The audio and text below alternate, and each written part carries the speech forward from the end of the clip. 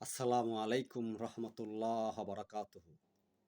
আজকে সংক্ষিপ্ত দুই একটি কথা বলবো ইনশাআল্লাহ। আলোচনা করব রব নিয়ে। আমরা নামাজে প্রথম যে সূরাটার আয়াত পেশ করি সেটা হচ্ছে আলহামদুলিল্লাহি রাব্বিল আলামিন। এখানে বলি রব, কে সেই রব? আমরা যখন সূরা ফাতিহা শেষ করে রুকুতে যাই সেখানেও যায় বলি সুবহানা রাব্বিল আযীম। এখানেও রব, কে সেই রব? আমরা সেজদায় যখন যাই ওখানে যেও বলি সুবহানা রাব্বিল আলা। এখানেও রব, কে সেই রব?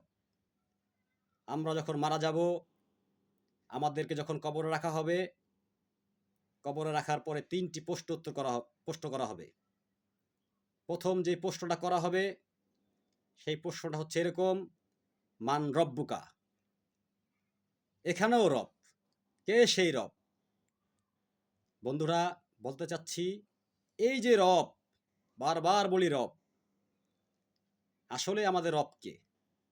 রব সম্বন্ধে কি আমাদের কোনো জানা আছে, বা জানলেও কি সেটা পর্যাপ্ত?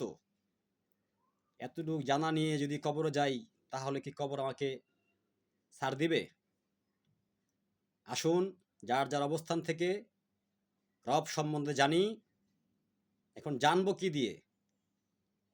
রবের সবচেয়ে গুরুত্বপূর্ণ একটি কেতাব, একমাত্র কেতাব আল কোরআন। আসুন আমরা কোরআন দিয়ে আমাদের রবকে চিনি। কোরআন দিয়ে রবকে চিনি, দুনিয়ার জীবনও সুন্দর হবে, আখেরাতের জীবনও সুন্দর হবে।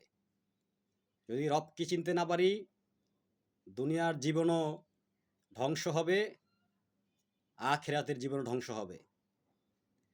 তাই যার যার অবস্থান থেকে আসুন আমাদের রবকে চিনি। আল্লাহ হাফেজ।